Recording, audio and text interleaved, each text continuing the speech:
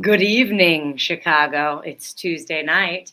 And with you, as always, is me, Kira Macoun, your host with the most. Well, I mean, Jerry's got a lot too.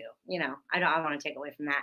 But welcome, welcome. It is Tuesday night. This is Chicago Corner.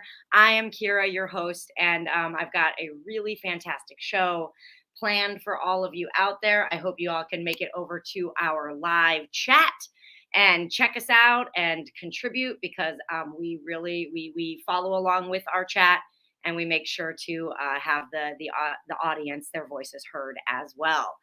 With me, as always, is one Mr. Edward Heller. Hello, Ed. How are you tonight? I'm pretty good today, Kira. It is Taco Tuesday. I did not have tacos, so I'm mildly disappointed by that, but I will make up for it on another Tuesday. I won't tell you what I had for dinner because otherwise I fear that our audience will judge me very hard. But it does has the word taco in the title. So I'm guessing that everybody can probably now guess what I had for dinner. A Was it the very S word? healthy, nutritious meal. Was it the it wasn't Del Taco Miguel, it was the other Del Taco. So we usually reserve that trip for Friday nights, but tonight it was. Yes, Miguel got it in the chat. It was Taco Bell. So, but I didn't have tacos, so that's kind of silly too, considering it's Tuesday. I probably should have done that. But I had burritos instead. So it's the same thing I always go for. Do you eat Taco Bell, Burrito. Ed, or do you avoid? Burrito's a solid choice. Um, I was once a fan of the Bell, which won, the franchise Wars and Demolition Man, and became all of the restaurants. Yeah. But since then I've expanded my horizons, and I like to go to the local establishments for tacos and burritos and empanadas and all those other things. So support your local business. Uh, if your local business happens to be a Taco Bell, I mean, there's probably people working there that would appreciate you keeping them employed. Do what you got to do. And then Ilhanar says, "No, Kira, not the dreaded Taco Bell. I didn't eat any of the meat from there. I don't know if that makes a difference. But I am aware of what the beans look like when they arrive to Taco Bell, and I'm still eating it. So that probably has more to do with my own personal constitution than anything, though. Oh man. Yeah, and then I wanted to highlight and earlier before we started, Kathy Powers did put this because we're not covering the NASCAR story tonight, but I did want to highlight NASCAR in Chicago. Won't Yeah, the we're also potholes eat the not. cars, Ed? I don't know if they're going fast enough. They might just float right over them. But I That's a gotta good point. think that the city's gonna take advantage of this by giving all these race car drivers speeding tickets with those speeding cameras they got installed. And and at the same time, City Hall trying to stop drag racing downtown. So in with the more like Yeah, regulated racing and out with the more unregulated there's racing. definitely some irony there, and It and didn't yeah, I didn't go mean, over my head. and even though we spent about a minute talking about it, we're not really talking about it today. But we might talk about it more on Friday. Yeah, that's the nice thing about having a show twice weekly, eh? So speaking of having a show twice weekly, I want to make sure that, the shows that we do get seen. So I invite our audience to please be sure to, if you haven't, subscribed to our channel, of course, subscribe, but definitely like this stream and share it to your social media so we can start to build our audience. And that way, when we bring on guests like we are today, they have, the broadest possible audience to share what they're up to and how they could use all of our efforts to push forward what it is they're doing and what it is they're focused on. So please like the stream, share it, and of course subscribe to our channel, Chicago Corner, if you haven't already done that. And yeah, I think without much more, I want to start jumping into the show. Ed, how you feeling? I'm feeling like we needed a background in here, so I Oh, just kind thank of you. You want know what? on. I always forget about the background, and so I It's appreciate okay. that you have an eye out for me here. Yeah, Um, what you're all seeing here is a photo taken from the rooftop of the scenic Meat District offices of 99 Perspective Studio. hell yeah, you and are. uh, and you can see on the left behind Kira are the railroad tracks, and then there's all the buildings, and just behind the top of our heads that you can't see is a wonderful Chicago skyline. Oh yeah, right here, right behind me. Yep, but not actually behind me. Obviously, it's my backyard back there. All right. Cool, cool. Well, constitutional conservative, your best friend, Mr. Vassilatos, will not be joining you this evening. He is listening in, though, so you might catch him in the chat once he makes it home safely. Um, and yeah, all right, cool, cool. Well, without further ado, I would like to introduce our guest today. I actually met our guest at a 99 Perspectives party, which he found out about through his connection with one of our mayoral candidates, Jay Mogring, and I got to talking to him.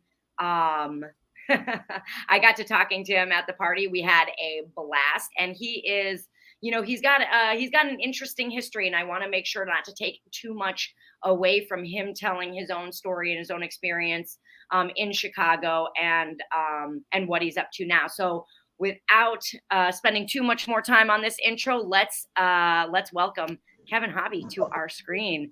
Welcome, Kevin. Man, how you doing, Kira? I'm good. Good to see ya. So you know my people, man. I know. We connected right away, and you are the founder of Support the Brand, Save the Babies, which is one of the things of probably a variety of things that we're going to be talking to tonight. But before we get into any of that, I just want to make sure that our audience knows who you are, what you do, your story here in the city of Chicago, and then definitely tell us a little bit about your organization, Support the Brand, Save the Babies. Oh, we might be frozen.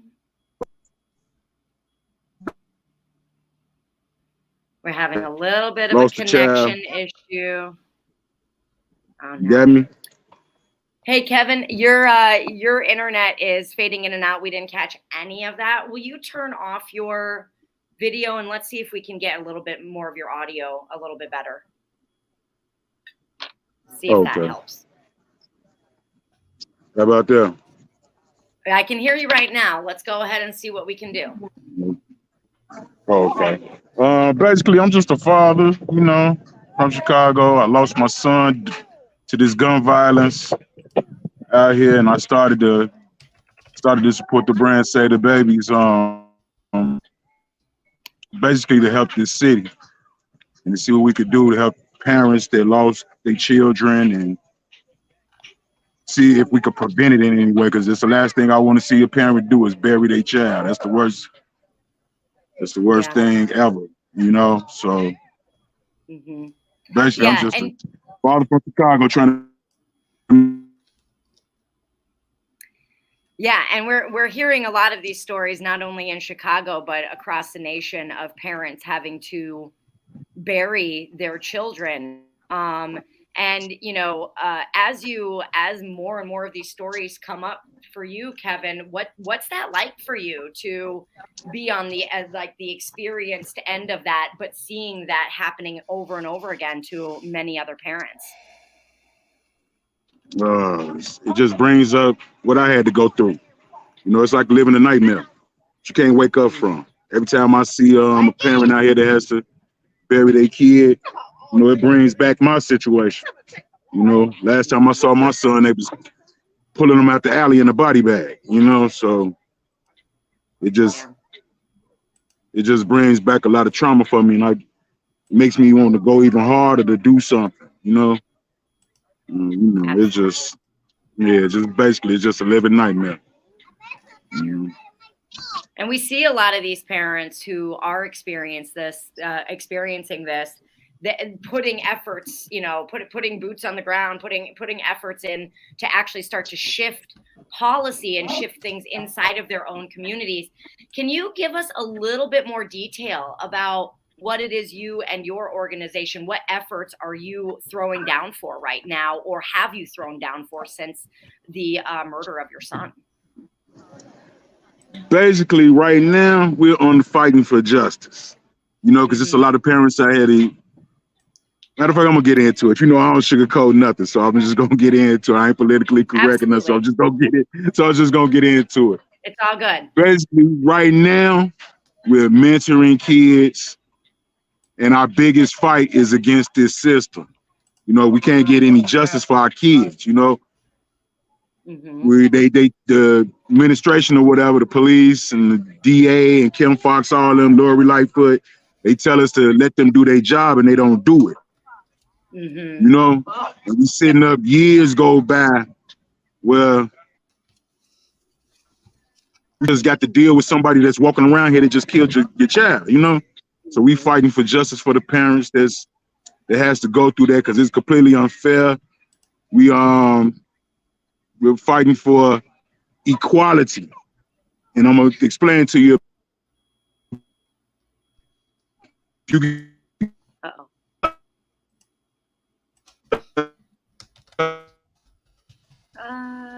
I'm losing you, Kevin. You get me? Okay, repeat what you just said, because I missed a lot of that last portion of what you just said. Okay, the justice that we're fighting for is really like equality. We want to be treated the same way our people up north and downtown get treated. We just get killed and nobody investigate.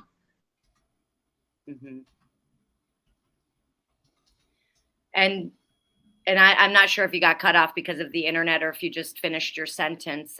So it's a perfect segue into what I wanted to chat with you a little bit about, which is, politics and policy when it comes to. We want to do like mentoring programs and opening up facilities for the parents and the kids in these impoverished neighborhoods.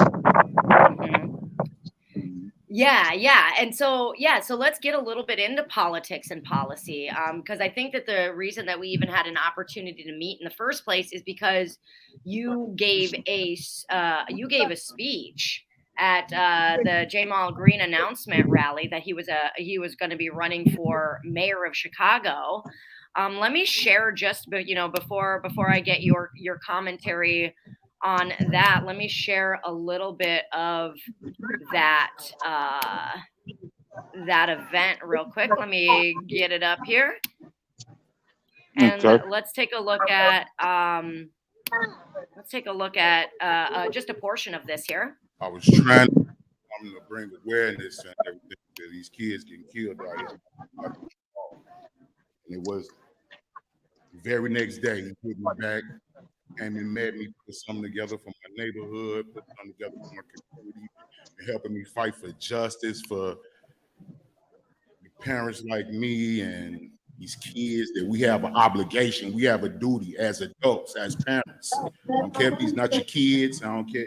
You are a parent, you are an adult, we have an obligation to give these kids some hope. Show them that we love them. Show them that we there for them. That's our duty as parents, as adults. So Jamal came and fought for that with me, and I never forget that. And ever since then, it's been over a year. He's been fighting for me. We're trying to get justice. All right, we'll pause right there for now. So the very first question I had when I was watching this and understanding what your history is and how you ended up getting involved is this really the first time that you ever gotten involved in policy and politics, or had you been involved in that before? To this extreme, this is the first time, but I keep my eye on everything and try to make a difference. We've been doing this for about 3-4 years myself. But it's like when my son was killed, it just made it go. We just had to go hard for it. So we just but as far as Mhm. And was it some of your past involvement in politics that had you connected to Jamal, or how did you make that connection, and what had you reach out to him? Open up a school. Matter of fact, he was trying to remodel a school in my neighborhood, and I saw him in a little video. So he was standing in front of my old grandma's.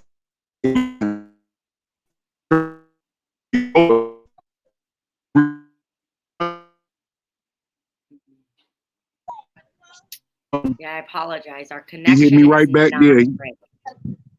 it's terrible, huh? Yeah, no, our connection isn't great, but I mean, I'm getting the gist of the story that Jamal was wanting to make renovations at a school in your community, and you had the opportunity to get to know him through that. And was it like when you were really looking for something that you can do for community, you thought to reach out to him? Is that what the story was, or am I missing anything?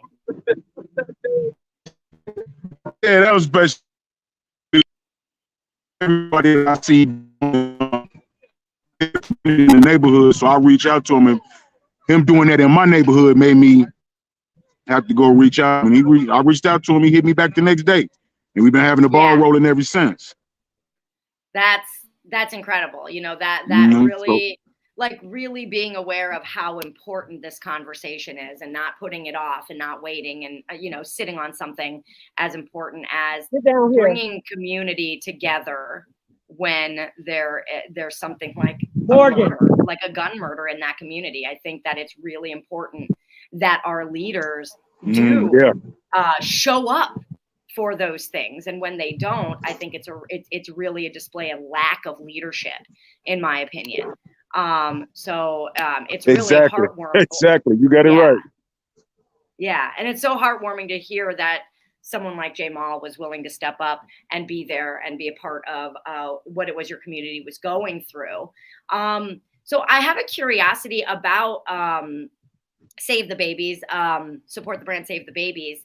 What right now are you up to that you might need some extra help with? Is there any project that you are working on that you might want to give a shout out either to our live audience right now, or, you know, when everyone's sharing this stream, you know, and watching it on demand?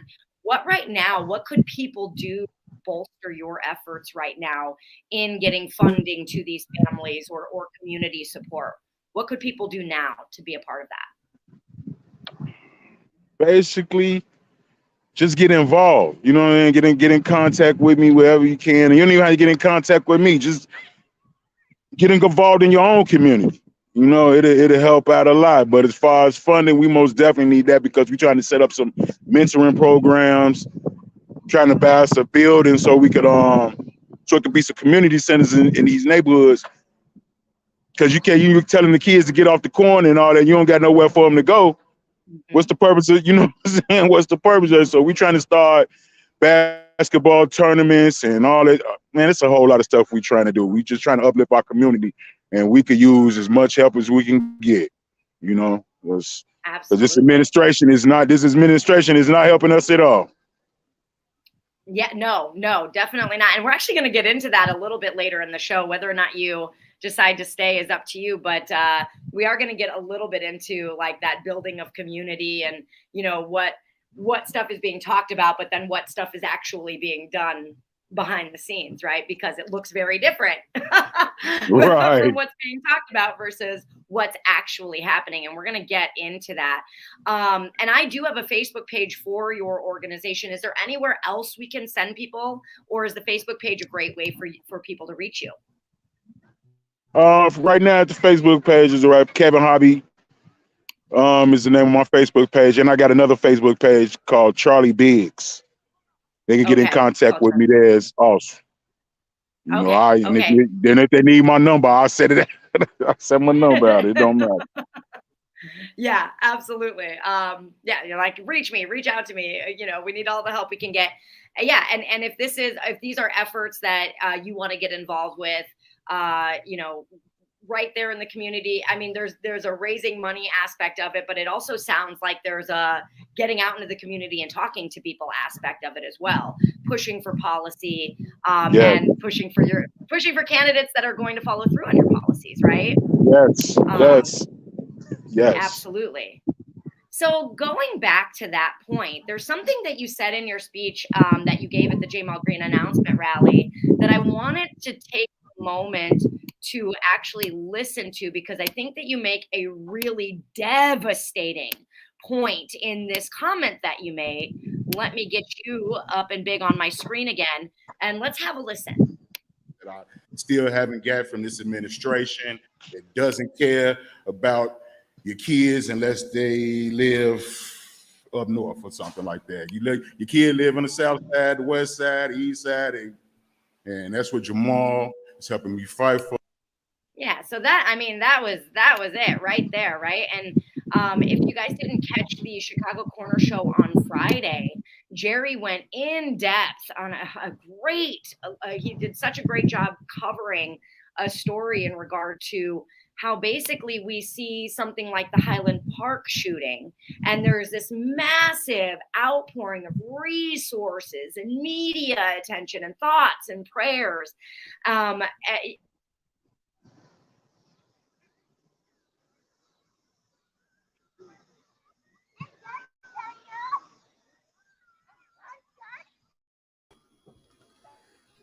Okay, it sounds like Kira's stream has given out too. So, darn it! oh, she's Sorry, back. guys. She's back. And I restarted my router. I swear to you.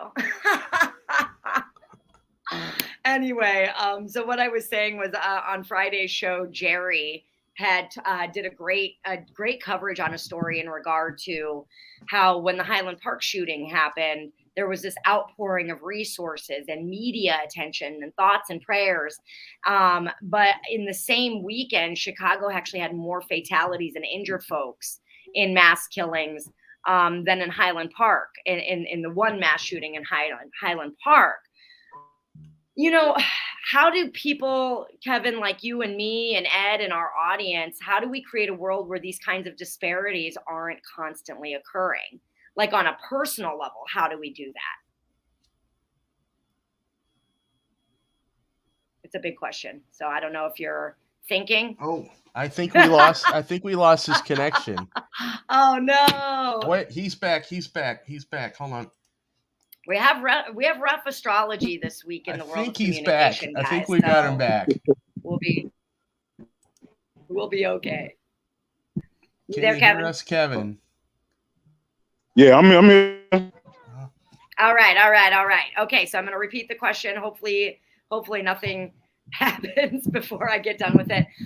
So last Friday, Jerry covered a story that basically talked about the disparities between the Highland Park shooting and the attention and the resources and the GoFundMes and all of that came out of that. And how in the same weekend there were more fatalities and more injured folks from shootings in Chicago, but it got none of that kind of attention other than, politicians who want to use Chicago as some example, right? But, that's a huge disparity. And how do people like you and me and our audience create a world where those kind of disparities aren't constantly occurring, that like everybody who's suffering from this are getting the kind of attention and support they need, not just people who live in affluent white areas? Well, I can tell you like this: God bless the dead. I pray for the people in Highland, they went through that. But what was it? 7 killed, 30 some injured. Man, that's an average Friday. That's an average Friday in Chicago. So, we got to come together and understand that it is a difference. You know what I'm saying? It is a difference. It's racially motivated. It's economically motivated. And we got to come together. All races come together because just don't come and talk to us when it spills over to the white neighborhood. You know what I'm saying? We go through this every weekend, every day. People getting killed and we having to bury our children and all that. So, we had compassion for the Highland victims. We had compassion for them, but it's like, welcome to our world. Yeah, it's like, I hate it. Like, but like, what about us? Like, hey, hello. Right. You know, and what I think is particularly disgusting personally, and this is my own judgment, is that politicians will so quickly and handily use the example of Chicago as being some, you know, cesspool of violence, and then never actually try to do anything about it. It's like, well, why don't you stop using Chicago as an example? Not, I mean, and not to mention Chicago doesn't even break the top 10 for murders per capita by gun. So it's kind of outrageous that they're using us in that way in the first place, but then add that insult to injury and they're going to use us as an example and then not do anything and not actually, you know, mention and say the names of those people who get killed weekend after weekend here in our city. Yeah. You know, they got to use somebody to, you know, make example of and all that, but basically it's like when they do that, it's like you don't really care. You're just using us for a photo op and all that. We don't see no help like and it's really starting in Chicago with like Lori Lightfoot. She is one of the most, oh my God, incompetent mayors that we had in a long time, you know, and it starts with her. If she put forth her effort in what she needs to do, then, you know, these other cities and states and these other politicians wouldn't use us like that. You know, it's all about being accountable for your own self. And, you know, you just got a long road to go, you know, that, you know, they got to use somebody as a scapegoat, and they use Chicago. So, you know. Yep. And I see that trend regularly. And then it was just, like I said, it was just really a gleaming example of it after the Highland shooting, especially being that Highland is so close to Chicago, but very much different in the demographics of where we see most of our gun violence. So, and very different in the reaction of our nation, in my opinion. Yeah, it wouldn't be so bad if they'd come help us. We'll take y'all talking about us. We'll take y'all talking about y'all call us. If y'all gonna come help, our communities and everything that we need in our communities and stop, you know, help us to stop this killing and give some hope out here to the people, we wouldn't even have a problem with it. But it's election time, you know. Election time. They come around election time. Here you go. Now y'all care about this. Now y'all care about this. Come on, man. Yeah. Now everything's moving, right? Yeah. But once people get elected, things move, right? Man, you know what's crazy though? It moved, but it don't move for us. Nope. It don't move for us. We haven't seen a drop of money. We haven't seen a drop of money or nobody coming in to talk to us, like nothing. Like you just use us for a photo op and then we don't hear nothing else. So we got a long road to stop that, but we with it though. We ready. Absolutely. And I think that what you're doing just inside of your community, I think that if more people really took on that responsibility, we would be living in a safer and more peaceful world. So, you know, I just want to put that messaging out there for anybody who is watching, who maybe feels stuck or maybe feels like they're too little and the problem is too big. Do you have any messages for folks like that? Hey, look, anything is possible. If you care about your neighborhood, you care about your community, come on out, you know? Come on out, get on out there. This started with me and my brother, and it's still me and my brother. But we didn't got to meet politicians and senators and get our platform out. You know what I mean? We got to meet some powerful people where we could get our agenda out and, you know, make something happen. So, you know, you got to start somewhere. Well, if you're not getting out into your community, you're not getting out and you're not meeting the people who could possibly be making the policy changes, right? Or at least pushing that, because someone like Jamal Green in the mayoral race, not for the simple fact of him throwing his hat in, has a better chance of winning. But people like Jamal are the people who push our politicians left. You know, like if the progressives aren't winning, they're definitely pushing people to the left, because we all know that whether or not people like say they're progressive or say, you know, they're on the left, we do know the majority of progressive policies are extremely popular, regardless of party affiliation. And so what that really tells me is that most of us in our communities want the same things. And so when you get out and you take that action, you get to meet the people who can create and change a policy, and maybe even become those folks yourselves, right? Is that ever something that you see in your future? Is any kind of political run or any push for yourself the way you see J-Mal going? My people, they kind of pushing their politics on me, but I'm like I said, I'm not politically correct. The words come out my mouth, they don't want to hear it. I can't get up there and be writing speeches. Everything I do come from the heart. Like I did that speech up there, that's from the heart. I had something planned, but I had to scrap that. I speak from the heart. Harold Washington wasn't very politically correct either, and I thought he was a pretty good mayor. So. And if I could make a difference in the politics, I would do it. Yeah, I mean, the truth is, you just got. I mean, if you can be a good person and do good things, anywhere in local government where you think you can help, I don't think it hurts to try. Yeah. Right. You know what? I might try. I don't know. I might try, man. I know I got y'all vote. I will totally promote you for sure. I know. I appreciate it. Yeah, but but one thing is for sure is that when I had the opportunity to meet you and we had such a blast together, I can just tell that you are a person that attracts people. And so I'm grateful that there are people like you out there that have the skills and the charisma that you have and have the ability to bring people together in a way that really matters. So thank you for that. Yeah, no problem. I appreciate you guys for even giving me a platform on y'all. Give me a spot on y'all platform so I could get out my message. So I appreciate you guys too, man.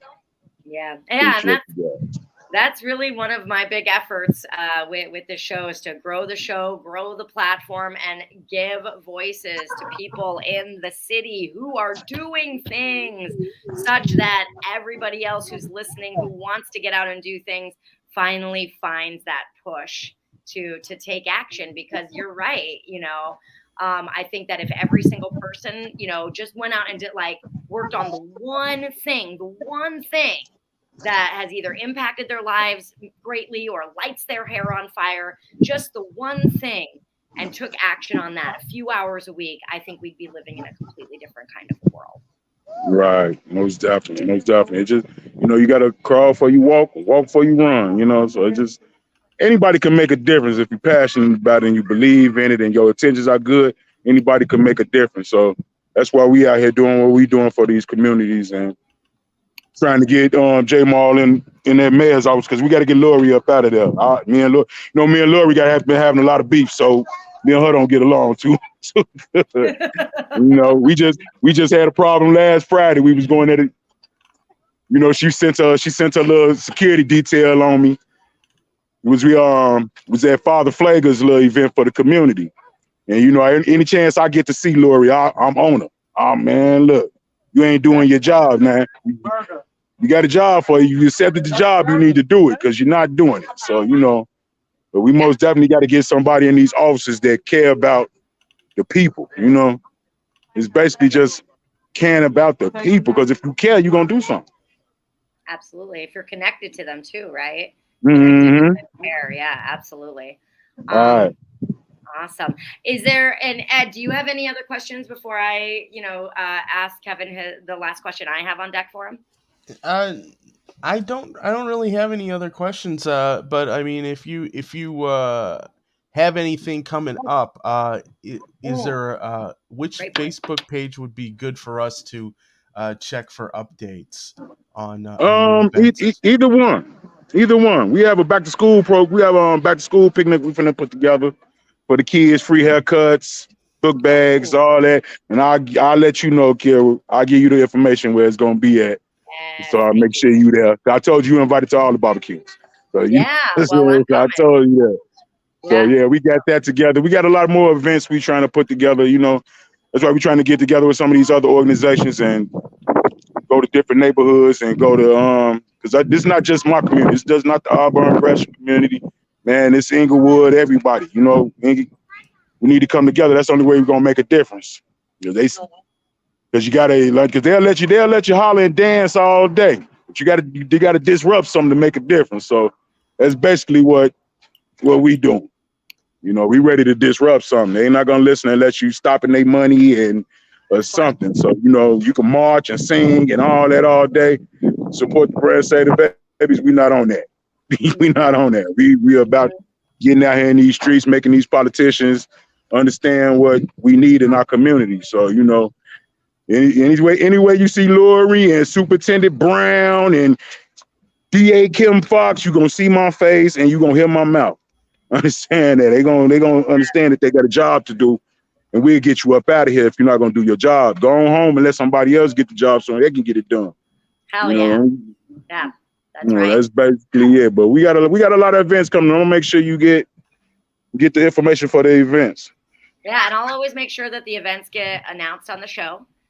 So, you know, if they are events that are open for the public to come in and enjoy and contribute and participate, I'd be more than happy to share them because, man, I love community and I love people. And so I can't wait to do that. So, Facts. You know, like I say, you know, my mouth, anything come my mouth, we need you. We need more people like you. We need our Caucasian brothers and sisters too. So, you know, because, you know, there's certain things that they won't let us in. I'm gonna tell it. I ain't gonna sugarcoat nothing. Some places they ain't gonna let us in, but if we with you, you know what I mean? They look a little different. It's just the truth. I walk into every establishment like I own the place. So right. That's true. See, that's what we need, Kira. That's what we need. I'll totally be your Trojan horse. That's what we need. Awesome, Kevin. Well, thank you. I'm so grateful that we got to meet. I feel like if anybody was there at the 99 Perspectives open house, you saw Kevin and I just like we met and then we're just like buddies the rest of the night. So right. Having a blast and chit-chatting and talking politics and having very serious conversations, and it was just everything that I want out of a human experience. So I appreciate you. Hey, one thing I'm gonna get on you about, you could have got a better picture of me right here. Well, you know, I had like 5 minutes when your video started fritzing out there, so I managed to grab a screenshot off of one of your videos. If you like, next time you come on, you could send us a photo, and we can put that up there for you, or you can also add that to your stream photo when you have their camera turned off. Yeah, it's no problem, man. You know, I'm just talking crazy. I love it. All right, awesome. So, Kevin, are you going to stick around and do commentary on our stories coming up, or you got to split? Oh, most definitely. I got no problem riding with you. We family now, so you know, you need me. I'm gonna do whatever y'all need me to do, man. Especially if y'all talking about getting this city back in order. That's exactly what we're talking about, and actually. The first story on the docket is like almost to a T what we've been talking about. So there's a lot of parts to this story, 3 major parts. So I'll be pausing to take commentary as we go through, but buckle up, everybody. This one's gonna be a ride. So actually. Ed, if you have that story up from whatever news source had just put out the redlining story. I got it. Yeah, let's bring it up so that we get a little something other than my voice. Have sold properties.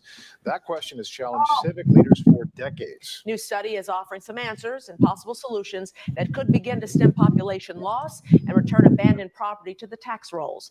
WGN's Mike Lowe joins us now with a look at what this study found. Mike and Ray, good evening to both of you. This study comes from the Office of Cook County Treasurer Maria Pappas. When her researchers began to examine why the so-called scavenger sale, the Cook County auction of blighted property, never seems to impact the overall problem, they found that the map of blight almost perfectly matches the Redline maps from 80 years ago. This is really a federal, state, and local issue. Pause it here. Treasurer Maria Pappas has unveiled. Holy buckets, I did not expect Maria Pappas to look like that. All right, that's all I had to say. Go.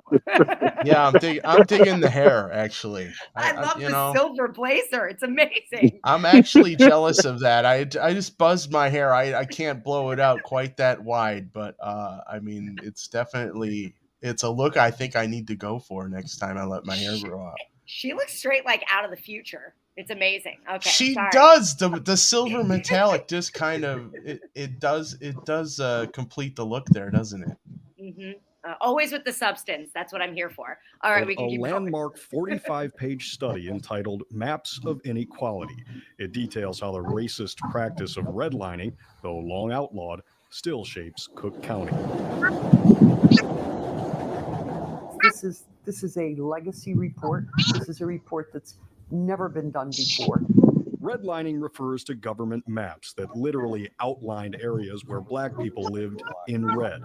Property owners agreed to rent and sell to white people only, and the federal government, working with banks, discouraged lending and mortgages, leaving those areas impoverished. The government created the conditions by sanctioning these practices. Hal Dardick is the director of research at the Treasurer's Office. We have to understand how it occurred and how it's still harming folks in these neighborhoods and the whole health of the city. Two redlined areas tell the broader story. First, Chicago's Englewood neighborhood on the south side. It's lost 70,000 residents in the last 50 years. Holy cow. Damn. That's, I mean, yeah. On this single square block from Aberdeen to Carpenter between 61st and 62nd Streets, of the 44 properties, 22 are land bank owned, city owned, or scavenger sale listings.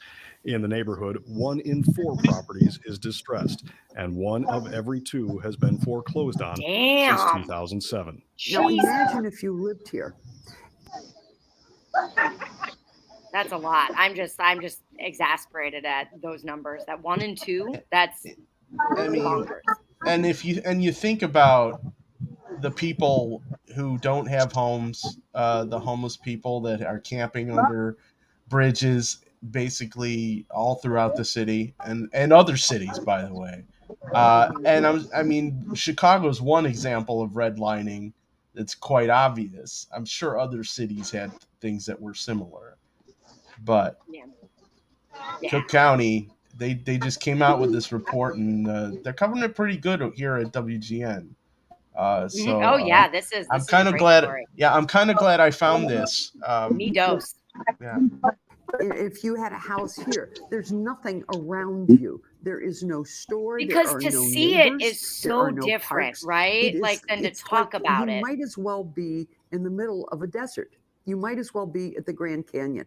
Farther south, the city of Harvey holds the highest number of scavenger sale properties in the Cook County suburbs. Certain neighborhoods are just devastated. On this Harvey block, out of the 40 properties, 22 were offered at the 2022 scavenger sale. 20 of them received no bids. Yeah, how much you want to bet that the people who probably needed to know that those were available were never informed? No, or had no way to know? No. They're not going to tell you. No. And then those 20 that received no bids then go on not having any owners, then go on not paying any property taxes, and then all the property taxes that we're losing out on from not having those be sold to people and be filled with families and folks and roommates and all of that is all covered by the other property owners. You know, it's definitely going to, it's an us problem, right? It's a we problem. It's not just a, South and West Side Chicago problem. This impacts everybody. We can keep going. 4,195 of Harvey's properties, that's about 32.5% of all the taxable properties in the city, were listed in the 2022 scavenger sale. 79% of those properties received no bids at the sale, and Harvey has lost more than 30% of its population since 2000. Everybody in Cook County that owns property is already paying taxes. In most cases, exorbitant taxes. Yeah, you ain't kidding, lady. Mm-mm. If you Yeah, were able to get that's for these sure. 100,000 or But so you know what they're trying to do, right? Y'all know what they're trying to do. They're trying to get Tell us those property values. They're trying to get those property values as low as they can. Make this crime abundant, so they can swipe up everything for little to nothing. Because they out here selling houses for $10. They don't even tell you, but they want to Yeah. swipe it up for nothing. I mean, these politicians, man, they just ridiculous. They just Yeah, Yeah. they think people stupid, right? They think people stupid. Yeah, I mean, anybody who's seen RoboCop knows what they're doing. And if not stupid, just uninformed, right? And they're in cahoots with our media sources and where we get our information, such that we don't get to know when those cheap house sales are going up. Oh no, they ain't gonna tell you. They ain't gonna tell you. Because they want to buy up that whole block and tear it down, get y'all up out of there, buy that whole block, tear it down, make your little condos or your little malls or whatever y'all got. It's all about the dollar. That's all that redlining is about, so they can get them funds allocated to where they want to get them to. You know, they don't want to give Inglewood $20 million to fix up Inglewood. They don't want to give you that. So they figured out a way to where they don't got to give you that. Oh man, you don't know. Look, you know, it's all a plot. Everybody who owns a house is going to pay less. So what are some possible Yeah, solutions? and I think that was she was just making the point that I was making, basically, that as these houses sit unattended, let me actually, because I don't think that they mentioned what percentage of these houses have been sitting here for over 10 years. And I have it somewhere on here that there is a massive percentage that has been on the up for sale, basically, for 10 years. One sign of that continued dysfunction, 16,908, so nearly 17,000 of the properties in the 2022 scavenger sale have property tax delinquencies of at least 10 years old. At least. So this shit's been empty for over a decade, you guys, a decade. They couldn't find someone in the last decade to fill these spaces. Really? That seems a little strange. And the other thing is that, you know, basically for the last decade, a lot of the house values were underwater. I know mine was until recently. So it's a combination of things. You know, the economy is not necessarily recovering as well as everybody thinks, you know, or as fast. You know, more people are probably finding that if they are working, they're either working extra jobs or they're working for less, and they're working more hours, and they have no time to do anything like anything. They have no way to, if they're paycheck to start saving money for a down payment on a home. Right. And it's, you know, it's exacerbated just by the, you know, just this continuation of austerity that's going on in the nation. And I think, you know, we could put on our tinfoil hats for a moment and just realize that there are people that are in the 1% of the 1% who either run the world or run the country, and they are basically wanting to turn everybody into continuous forever renters, and they don't want you to be able to afford a home. No. We know agree there's with we know there's candidates like Jamal Green who are actually trying to turn that around. I know he had that one program. What's it called? I forget the name of the website, but we talked about. I think Jerry actually did a live stream from one of the events for his housing program to help people get homes and to refinance and get loans and all that other stuff. And so there's at least a handful of people, at least on the local level, that are trying to turn this around. Yeah, and gratefully, I mean, it's become such a glaring issue. Like, I think that it's one of those things that can't really be swept under the rug for much longer, especially in the age of the internet, and, you know, in the age of people becoming more active in their communities and in their politics. Okay. Yes.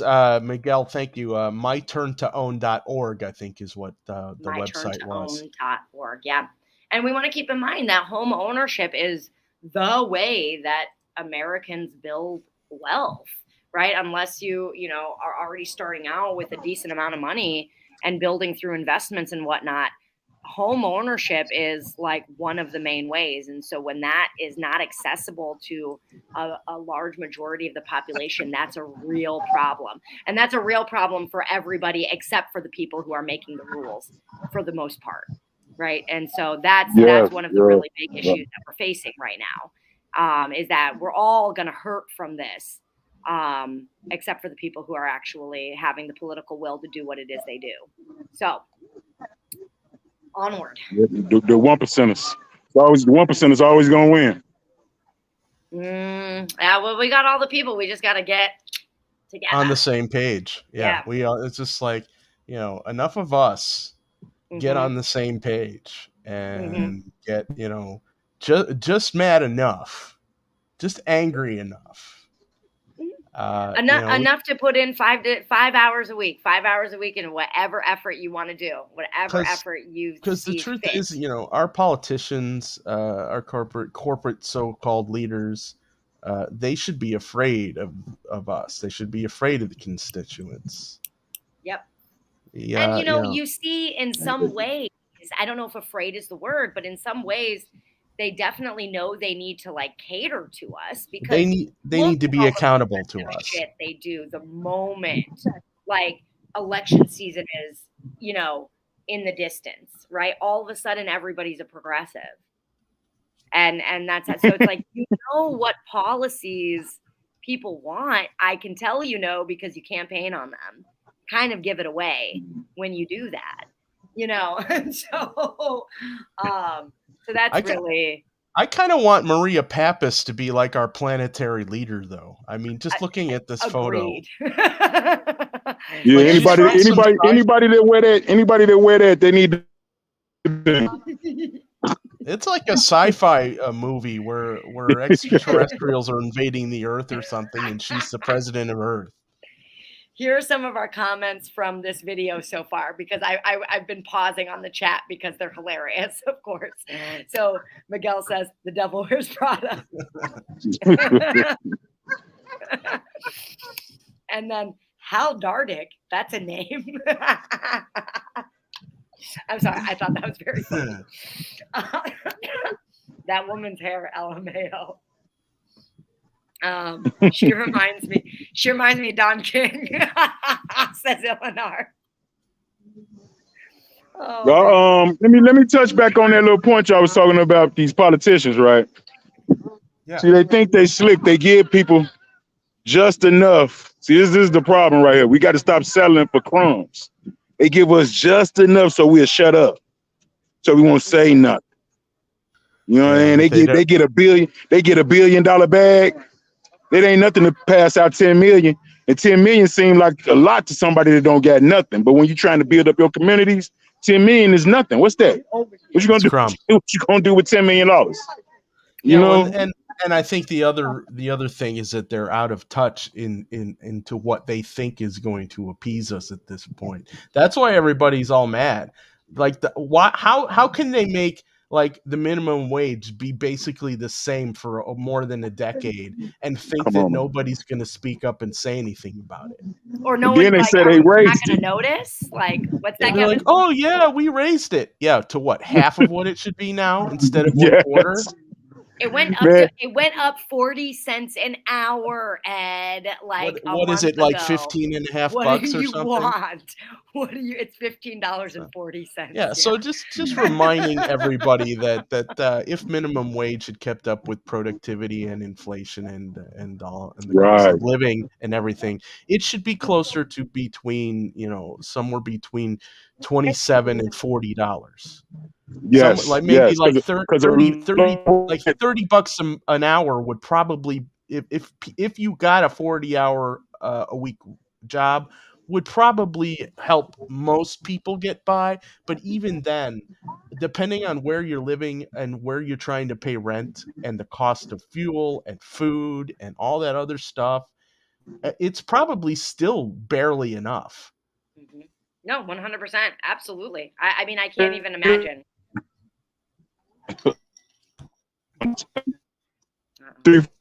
Some house, $30 ain't gonna be enough. You know, it's terrible out here. I'm sorry, baby. Yeah, it's like, Yeah, you it's know just how they got terrible. like that hashtag fight for 15, and I said, nah, you better do fight for 40, because by the time you guys settle for 25, it'll probably still not be enough. Right. Well, and how Right. long has hashtag fight for 15 been going on? I mean, 5 years now, 6, 7 years. No, it's been more than a decade. Has it been more than a decade at this point? Yeah. Yeah. Oh, yeah. Yeah. All right. So let's listen to some of Papas's solutions for this, because I think she has So some what are some good things to possible say. solutions? The Treasurer's Office wants to create a database of all of the vacant blighted properties that's easy to use for any potential developers. She also wants to reduce the interest rate applied to delinquent property tax payments. She says she would cut it from 18 to about half that, 9%, in an effort to ease. How about no taxes? How about you just wipe out the delinquent taxes and start over? Hey, Yes, you like greedy why? bastards. Yes, come on. The burden on homeowners who are trying to save their properties. Those solutions don't sound like a quick fix at all. Did they give you any sense of a timeline for all of this, Mike? Maria Pappas says the cut or reducing the tax burden would have to go through the state legislature, so that's not coming anytime soon. Probably next session is the Forever. earliest that could be brought up. They could Forever. consolidate all the properties into a database, though, fairly quickly. Mike Lowe, thanks so much. We'll still ahead new at 60. Oy Yeah, vey. no. We're done Okay, with that. okay. So let me give you a little bit more on that. So Pappas says the history of discriminatory lending has not only led to an exodus of Black folks and likely exacerbates crime, but it's hurting other taxpayers. I already told you that. Pappas has been critical of the effectiveness of the scavenger sale for some time, but following this study, she proposes eliminating the sale entirely and building a new system that she argues would put those properties back on the tax rolls and into productive use in a faster and fairer way. Like what you're suggesting, Ed. Why are we allowing these taxes to just keep turning over and then saying, okay, now you're responsible for all of this? Like nobody's paying them right now. It's like you've lost nothing. Anyway, this team also, this Pappas's team also ran their same hypothesis about redlining, wrecking communities in Detroit and Philadelphia with the same outcomes. So just so you know, this isn't like just like these outcomes are where we saw redlining taking place. All of these neighborhoods are deserted and basically, completely run down. The study actually makes 13 different recommendations for reforms at the state and county levels. And some of it would actually require a change in the state constitution, because she wants to cut the interest rate applied to delinquent property taxes in half, like they said in the video. But I do think I'm with you, Ed. I think that this kind of situation really calls for serious measures, because again, I just want to remind everybody, hold on, so I get the number right. Over 27,000 distressed properties in the 2022 scavenger sale, y'all.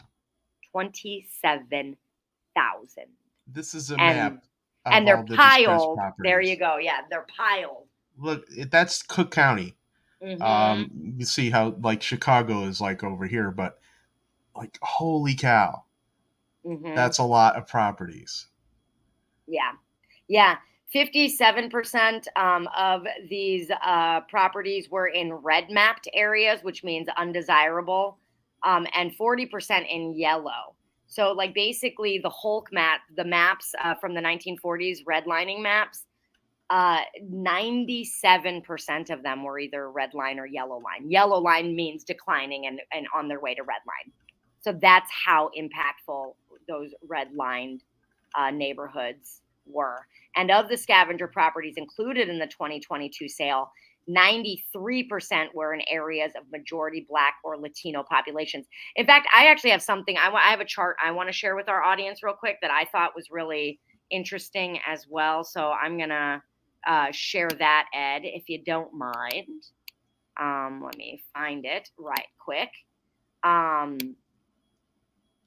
of inequality. I thought this was massively telling. So we have the 16th ward, number of scavenger properties was 1,800, number of taxable. Population change from 2000 to 2020, 14,000. Like, look at how much exodus from these areas there has been. It's huge. I mean, these they're like deserts, like they said at the beginning of that that news story. Not good. So on the heels of this study, the city of Chicago is releasing a new citywide plan, right? And I'm like a total Pollyanna, you guys, so you guys got to get that about me. Like, I read this and I'm like, oh my gosh, how very exciting, right? Like, they're going to do something, right? And then, of course, my more cynical self comes in and is like, yeah, right. But let's talk about this plan, and then let me talk a little bit about why that cynicism exists, because it exists in real time, y'all, and not just in our imagination. So let me tell you about this. So, We Will Chicago is a draft 10-year framework with dozens of goals and objectives designed to address inequities while creating thriving communities. While the plan doesn't list specific policies, it does craft a vision from which policies, initiatives, and investments can emerge. The plan has 8 pillars: arts and culture, civic and community engagement, economic development, environment, climate and energy, housing and neighborhoods, lifelong learning, public health and safety, and transportation and infrastructure. The exhaustive plan calls for strengthening arts in Chicago public schools, prioritizing resources for small businesses, changing the narrative about South and West Side neighborhoods, preventing displacement, promoting growth around transit, protecting freshwater resources, and creating open space around industrial zones. So we here at Chicago Corner have a healthy amount of cynicism when it comes to these sort of good news efforts, right? So let's take a quick look-see, right? Before I share the very unfortunate truth about this. Yes, so this is the very beautiful plan. This framework plan for the city's future that was created. There's a nice little note from our dear mayor here at the beginning. And then what I thought was particularly interesting was they started out with basically talking about all of the way, like basically acknowledging all the ways that we fucked people, right? And so So hang on a second. So the title of the group is We Will Chicago, and so they're using Chicago as a verb? That's what it sounds like. What is the act of Chicagoing? I would like to know. Well, I think you got started on it, is to all the ways that they screwed us over. All the ways that they fucked us. Yes, exactly. So that's what I thought was really interesting, because I work in the world of like trauma and transformation and personal growth. So one of the first things that you have to do in the world of personal growth is acknowledge who you've been being. Yes, so I gotta say, like, starting this report with, we did this to the Native Americans, we did this to the Black people, we did this to the Jewish people, we did this to, like, I thought was a really like promising way to start. So they talk about the acknowledgement of Native Americans here, federal highway construction, because as we know, I think there was a report right on the show about how the 5 most polluted areas in Chicago are where highways intersect. There's redlining here, urban renewal, contract sales. I forgot about those, the predatory housing contracts. That rob Black families in Chicago of an estimated $3 to $4 billion. Public housing. So it goes on and on. Housing covenants, blockbusting, vacant lots, school closures, policing, industrial pollution, data and inclusion, and downtown development. So they went through all kinds of the wrongdoings over, and in our policies over the last several decades, which I really appreciated personally. And then they talk about all of the pillars that, that I listed a little bit ago, and how they're planning on putting that in over the next 10 years as a really concerted effort. And again, like I said, there isn't any specific policy mentioned at this in this. This is more of a guide map to where like we would want to go as a city. So I was like, oh my gosh, like this is such a good idea. Hey, Kira. Hey, Kira. Check it out. I don't mean to cut you off, right? But I got to go, right? I want to thank y'all again. Yeah, I want to thank y'all again for letting me get my word out on your platform. I appreciate it. And I appreciate, everything you're doing right now. So I'm looking forward to working with you. So you already know I'm gonna be keeping in contact. Yeah, no, I know. I expect it. And not only do I know, I highly expect it. Okay, cool, Kevin. Great to see you. All right, keep doing that good work with y'all, and I'm with you. Thanks, Kevin. Peace. All right, God bless y'all. Bye. So I look at a plan like that, Ed, and I think like of all of the Chicago corner and Hardlands folks, I think that I am I always call myself a Pollyanna, because I think I'm the biggest Pollyanna of all of us. And what that means is basically like I get really hopeful, right? I get really hopeful when I see something that could be a possibility. And then not approve of your methods. Yeah? Well, you're not from Chicago. Yeah, exactly. Oh, I'm not from Chicago, so there you have it. But I love Chicago. It's my city of choice. I chose Chicago. No, it's good to have like a positive outlook and to be optimistic. At least at the beginning, it's like to have a little bit of hope is okay, even though we have a history of having been given hope and then somebody Chicago'd all over it. Yes. Oh my God, Ed, you are starting something new, and I fucking love it. Yes, we're gonna Chicago. We're gonna Chicago all over the bullshit. He pulls a knife, you pull a gun. He sends one of yours to the hospital, you send one of his to the morgue. That's the Chicago way. Now, do you want to do that? Are you ready to do that? Yes. I don't know if it's quite that kind of Chicago, but it's got the same spirit. I think we're onto something, though. I think we should keep this going. And then Ilhanar says, "Me too, Kira, but I got kicked in the balls enough to keep it level. So, wow. I just need to be kicked in the vulva a few more times. All right, apparently. So anyway, so then Ed, of course, has to shit all over my hopefulness. Not your fault, Ed. Not your fault. You're just sharing stories, right?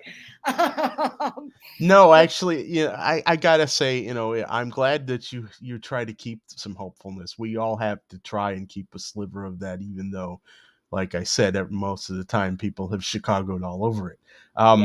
Point being is that we can come together and rise above it because we know that we have solutions that can work if we push the right people and do enough Chicagoing of our own to the right people to make it happen. Yeah, absolutely. And really, like, I think that what we're doing here at Chicago Corner is one of the pieces to that puzzle, because I think that every area, every metropolitan or even like medium-sized town, small town should have a hub for media that they can go to find out, like, what are the people doing? Like, how much media do we consume where they bring on these elites, where they bring on people who have been in bureaucracies for 20 years, where they bring on people who are completely out of touch with what average Americans are dealing with to come and talk to us about what average Americans need. And that's the conversation I want to change with Chicago Corner, and the media that we do here, where we give a platform to people in Chicago, real Chicagoans doing the real work. And so yeah, and I think that my level of hopefulness definitely comes out of my organizing and activism, because I mean, if I didn't feel like there was some way that I was contributing to the solution, I feel like I would feel hopeless too. And that's what I tell people. If you're feeling really hopeless or really distraught about politics and policy, just get involved. I regardless of the one thing that you pick, the one thing, you will have a sense that you are moving in the right direction, because you're going to be meeting the people that are there in step with you. You're going to be seeing progress and wins. You may not win right away. You may not win the war right away, but as you win those battles and as you move forward, you will start to feel like you are powerful. And the more powerful we all feel, the more power we will all have, because that's how power works. So come on, you guys. Let's take that power. I'm a power hungry bitch, and I hope all of you are out there with me taking power. Okay. So now here's the rain on my parade. So Ed dropped a story today that reports that the city of Chicago is violating the civil rights of its residents by relocating polluting businesses from white communities into Black and Latino areas that already are overwhelmed with environmental and health issues, federal officials have found after a nearly 2-year investigation. Awesome. The investigation was sparked by a complaint from community organizers who challenged the city's role in the planned relocation of General Iron metal shredding business from mostly white Lincoln Park to majority Latino Southeast Side communities surrounded by Black neighborhoods. If that sounds familiar, it's because we've talked about this before on Chicago Corner. We sure have. Over and over again, in fact. City emails show that under Mayor Rahm Emanuel, city officials pushed for business to move to make way for a new use, which was part of a bigger plan for a multi-billion-dollar private real estate development. So they're like, hey, we really want to make all this money with all of our cronies. What if we moved this disgusting pollution exuding company over to, minority area? They don't have any money or power anyway. Yeah, sure, no problem. I did that. And now I'm in Japan. They're all working 3 jobs. They don't have time to complain, right? So you can't touch me, suckers. I'm in Japan. In February, Lightfoot rejected. So this is the kicker, right? So Lightfoot in her burgundy suit at the beginning of the We Will Chicago, which now doesn't sound so good, right? And she's smiling and she's like, I can't wait to make Chicago more inclusive for everybody. Ding. And then out of the other side of her mouth, right, she rejects a permit that would allow the Southeast Side. First she allowed the permit to happen, but now she's backpedaling. And I honestly think that a lot of the backpedaling had a lot more to do with re-election efforts than anything else. But yeah, I had to take out time from promoting my casinos and my double bean project that I'm gonna totally take out of the TIF funds so that I could learn how to do more backpedaling. I like how her microphone looks like it's my microphone now. Yeah, that was pretty cool. That was cool. So HUD investigators looked more broadly at the city officials' action prior to the decision, including an agreement that City Hall signed with the business owners months after Lightfoot took office. So she was like, yep, that's totally great. And then she just recently rejected the permit that would allow the metal operation to open. So Lightfoot actually ended up stopping it. After we raised a stink. Yeah. Not just us, but like a whole bunch of people raised a stink. Yeah. They're like, hell no, we don't want this in our fucking neighborhood. Are you out of your goddamn mind? And it's not like there aren't other places like away from civilization still in city limits that they could have done this. Yeah, no shit. Yeah. Absolutely, Ed. That again is just like a devastating point. It's like, why are you insisting on doing this to communities? And then so here we have like a little bit of a light in the tunnel. A coalition of neighbors and grassroots groups are holding the city accountable with a statement. So I wanted to bring the statement up, Ed, because mostly, and we don't need to do it on the show right now, but I thought this would be interesting for us to go and check our mayoral pledge against. Like in case Well, I we're can missing pull it up on my anything. end. I don't have to show it, just so I can check it. But yeah, it says the city could signal its commitment to equitable development by taking immediate actions around tax increment financing, TIF reform, better enforcement of fair housing. What are those? What name? So yeah, better enforcement of fair housing protections and engaging residents to live near industrial corridors. So here we have the citywide equitable development roundtable. So this is basically a group of Chicagoans who put out this statement to hold the city accountable. And this is all in. Oh, looks like your stream They have crapped out here a few demands. for a second. Poop on a scoop. Okay, I'm back. So yeah, so you were saying that this is all in the show notes in the link. Yeah, this is all in the show notes. Okay. And mostly, and so is our mayoral pledge, just so everybody knows. You can always find the most updated version of the Chicago Corner mayoral pledge in our show notes. I keep them on there always because I love our mayoral pledge. I'm jazzed about it. Also known as the Chicago Corner Manifesto, named by our Honorable Jerry Vassilatos. Oh, what's the other name of it? The North, South, East, West? Yeah, the North to South and East to West pledge. I love it. This is a document that is it's a living document because we're still kind of writing and editing it, and we're gonna narrow some things down, maybe do a couple revisions, but we could use your help. You got any ideas for things that we want to have in the city of Chicago? Services, different types of ways that the mayor either behaves or things that they need to address, anything that seems to be a problem, anything that used to be good but isn't good anymore, anything that never was good and you have a better idea on how to make it good. Leave us a note in live stream, leave a note in the comments, send an email to Jerry at chicagocorner.tv, and we can try and see if we can add that or revise it or add it to our list of things here. The goal right now is once we have this thing ready to present, we're going to try and get it aired in public comments at City Council. So basically what it is, the City Council has public comment sessions, and I think they're 3.5 minutes, something like that. And so one of us is going to start with the front end of the pledge, and when our 3 minutes is up, the next person reads the next part of the pledge until we've read the whole thing.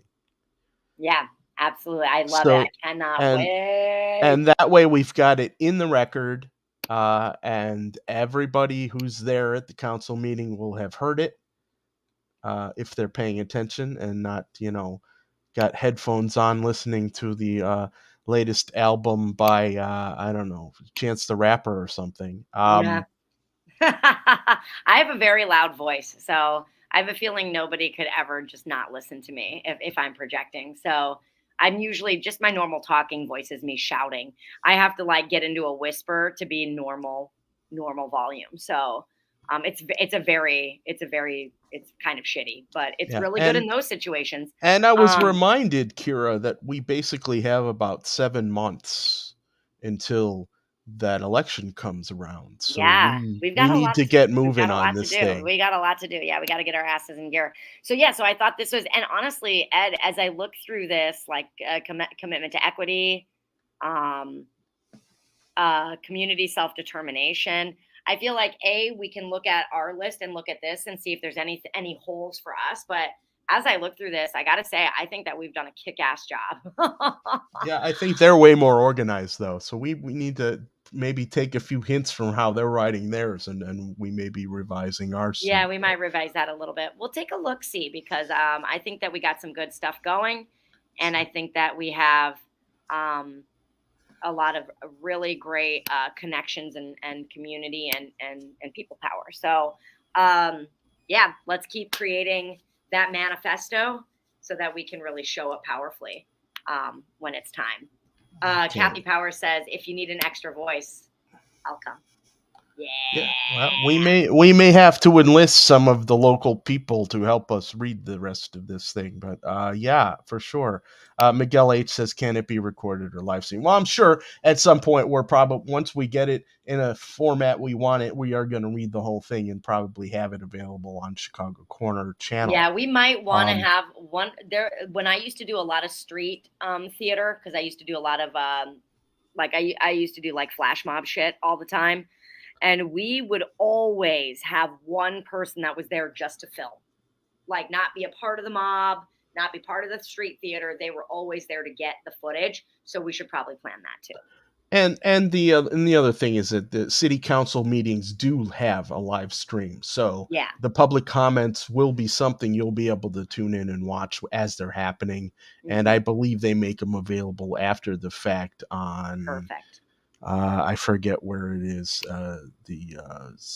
One of the city websites, and then what channel is it? Vimeo, probably. I think is the is the platform they keep their old streams on.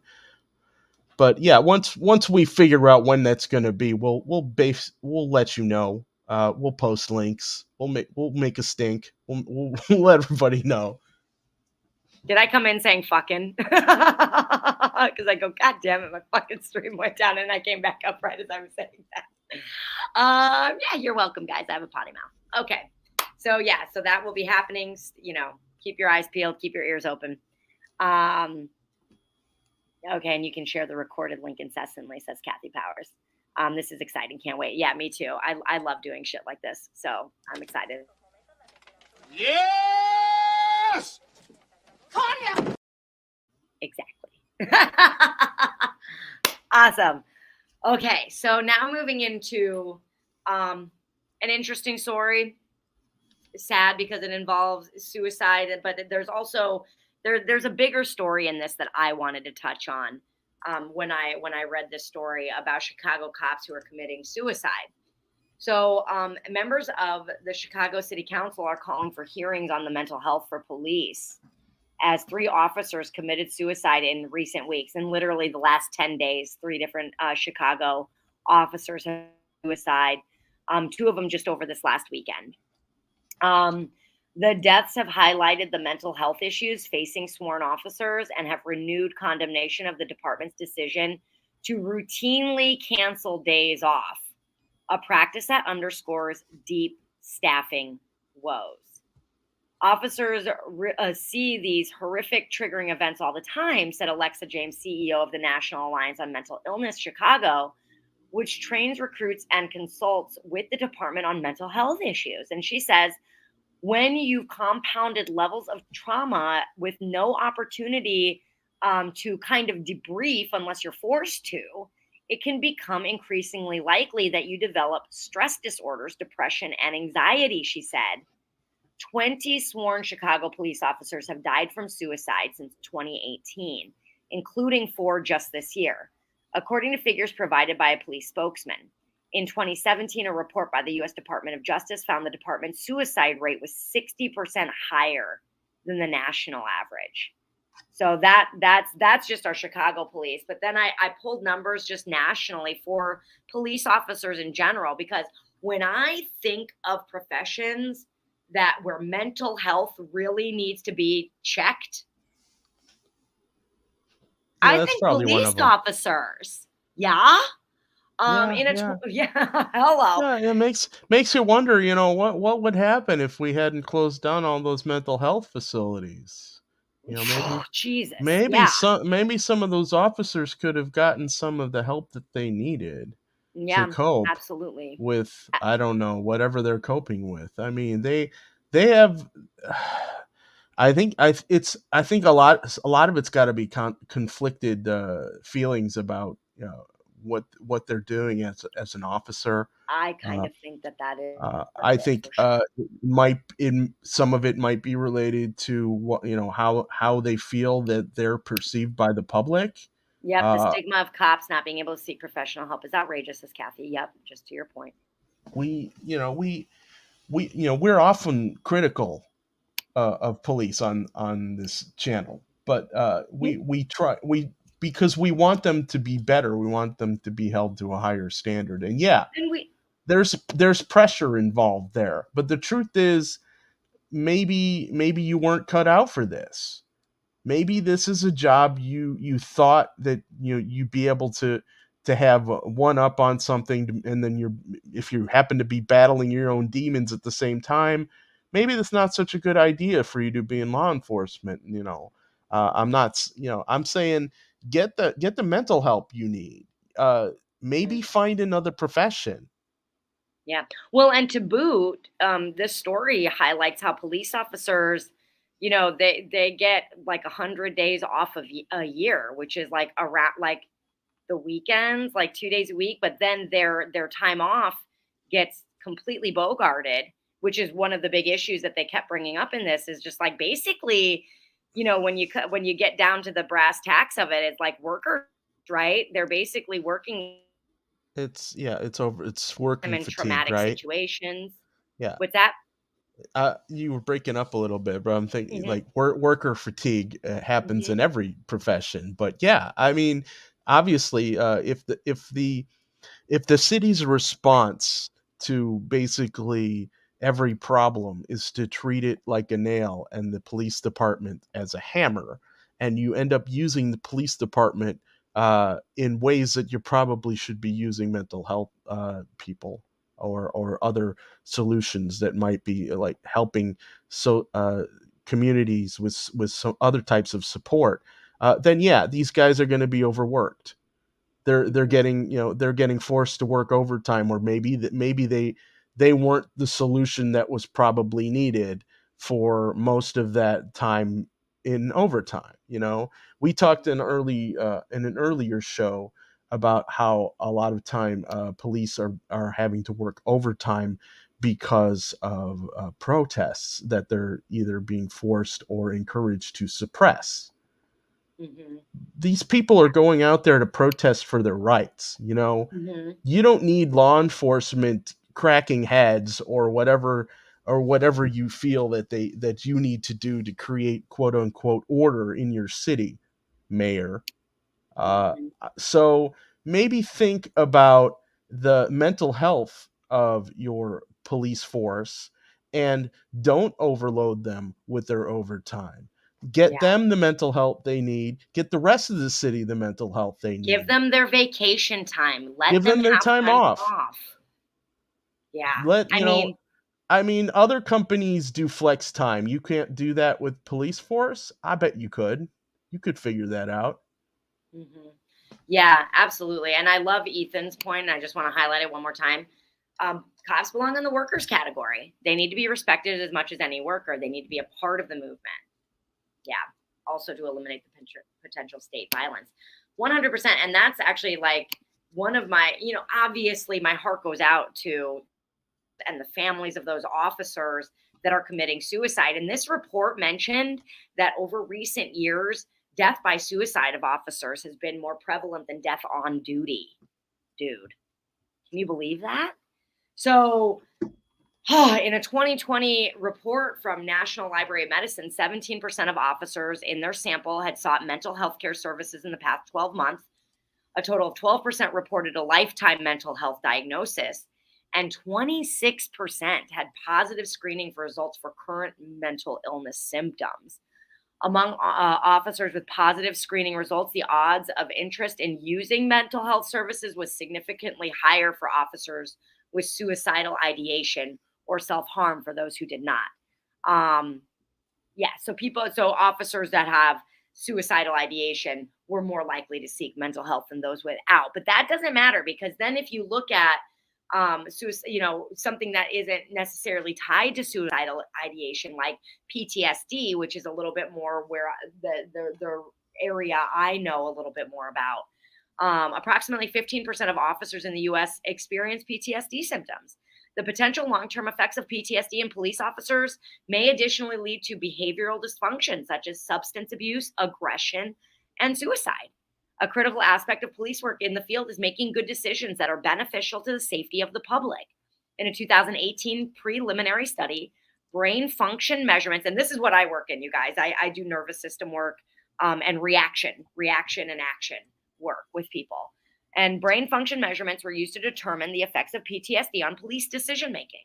Police officers being presented with a decision-making situation were recorded with EEGs. Then we compared the decision-making abilities to those officers having higher levels of PTSD with those who have low or no PTSD levels. Results suggested that officers who have higher levels of PTSD had greater brain disruptions in rapid decision-making that may affect brain systems due to heightened arousal to threats, inability to screen out interfering information, or the inability to keep attention. That's pretty serious. And if these officers are not getting help and they're not present to the issues that they're facing, and they're not getting time off and the ability to take a step.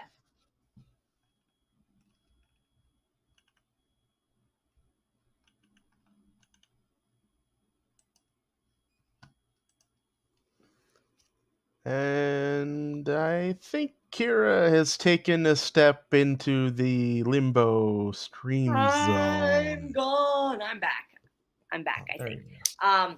But I imagine, like I was doing reaction videos, Ed, which I do on Chicago Reacts. Check us out on YouTube. I was doing reaction videos, and I was doing one to a guy who's a cop, and he does like insane traffic stops, right? And every one of them in this one video that I watched, which was really disturbing and somewhat traumatizing for me to watch, was like people pulling out guns or people like doing something crazy, right? And I'm just thinking, like, of course, like these cops are all traumatized. Everybody's got a gun. You like never know what's gonna happen. And there's just no real feeling of like connection to the community either, which is a huge issue. So you put all of this shit together, right? And it's just one big shitstorm. And we're just gonna Chicago all over it, right? Yeah. Chicago all over Chicago with this situation. To return the theme there. Yeah. So any other thoughts on that, Ed? The other thought, it's just that if you're feeling down, they just started the National Suicide and Crisis Hotline. It is 988 nationwide on your phone. I don't know if they've changed much from the former phone number there, but it's one place to start. But the reality is, don't beat yourself up too hard. Life is crazy right now. Just realize we're all going through something. Everybody's dealing with things. We're all in this together. So, you're feeling down, try to reach out and talk to somebody. If you don't feel like talking to somebody, just take a deep breath, try to relax, stay hydrated, keep yourself, just keep yourself calm. Don't go off the deep end. We don't want you leaving us. You want to stick around to see how this crazy story completes itself. This is the weirdest time in our lives right now. Mm-hmm.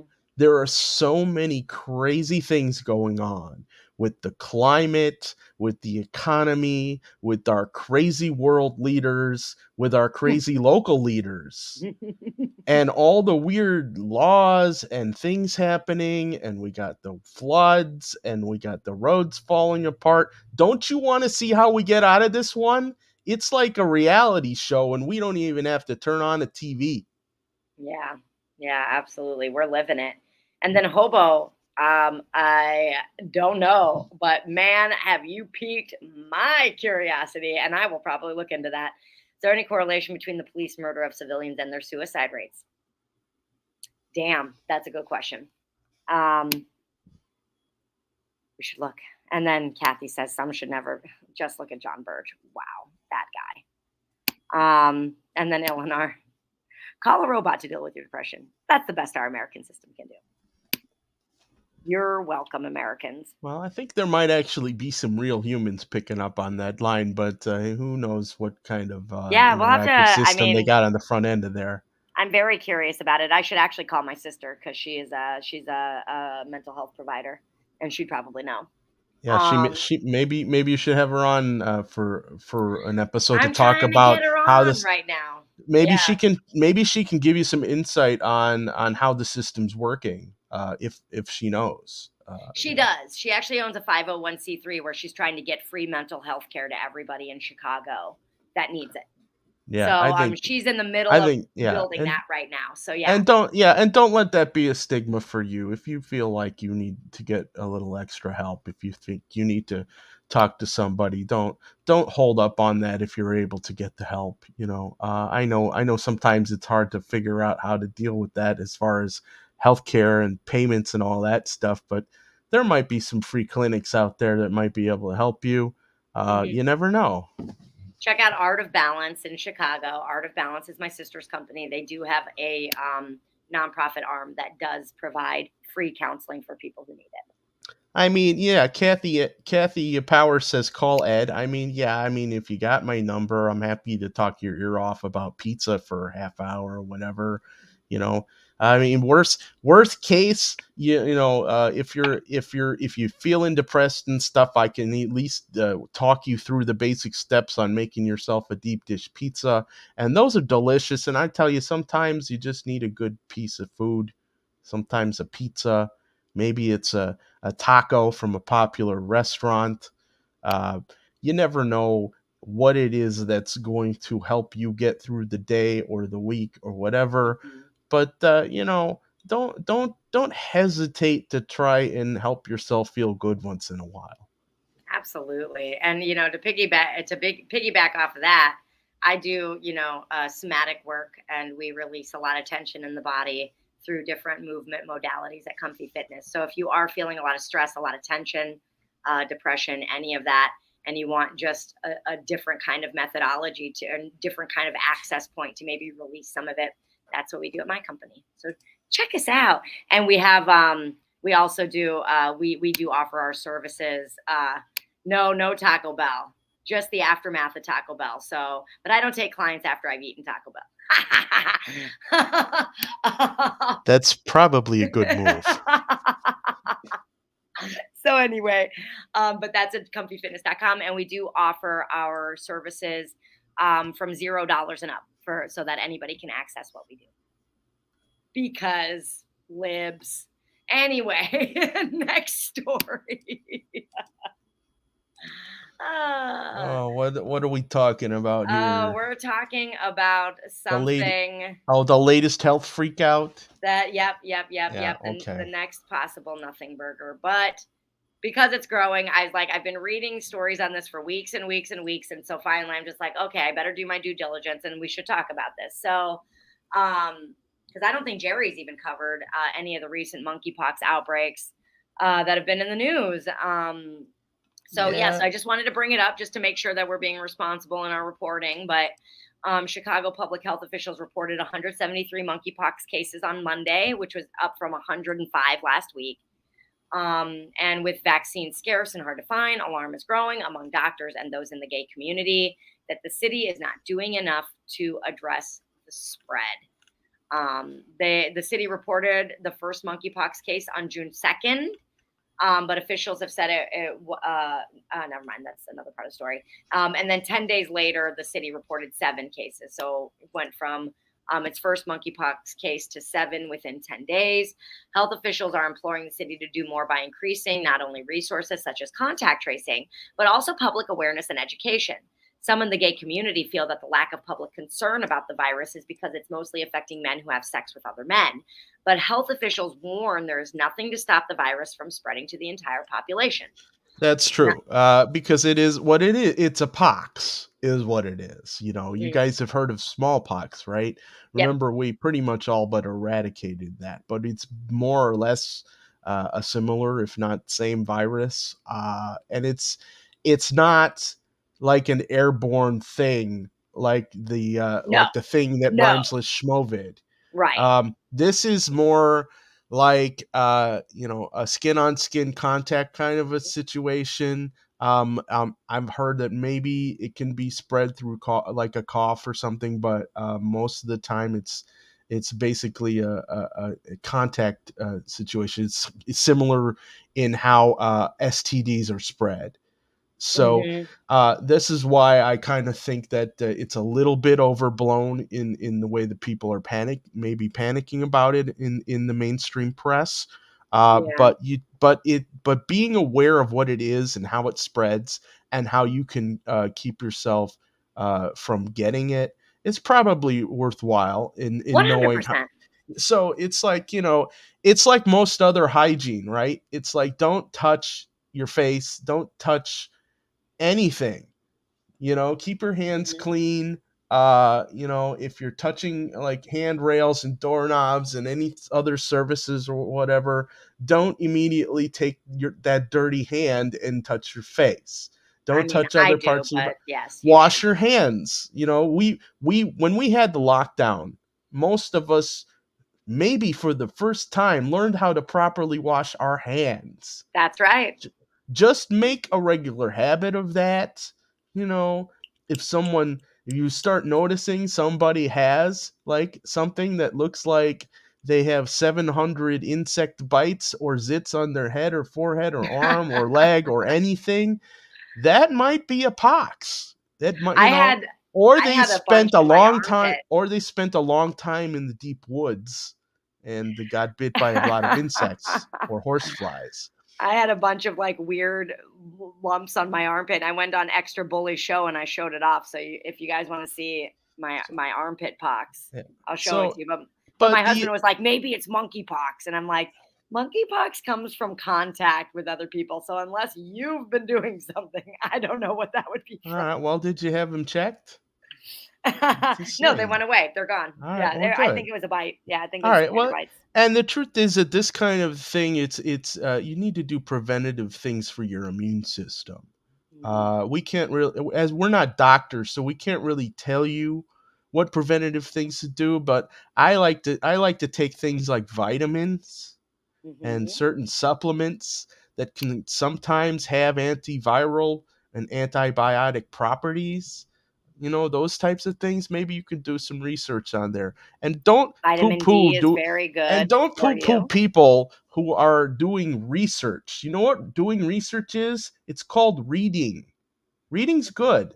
It's good to find out information about things. You don't know what those guys on the news sponsored by FizeJab are going to, you know, uh, tell you and what to believe from them because they are sponsored by a drug company in their news story. They're going to tell you that maybe that drug company is the only solution. It Mhm. might not be the only solution. Yep. Yep. But Yep. that's all Yeah. I'm going to say about that. Well, and that's why I highly recommend always getting all of your information from a variety of sources.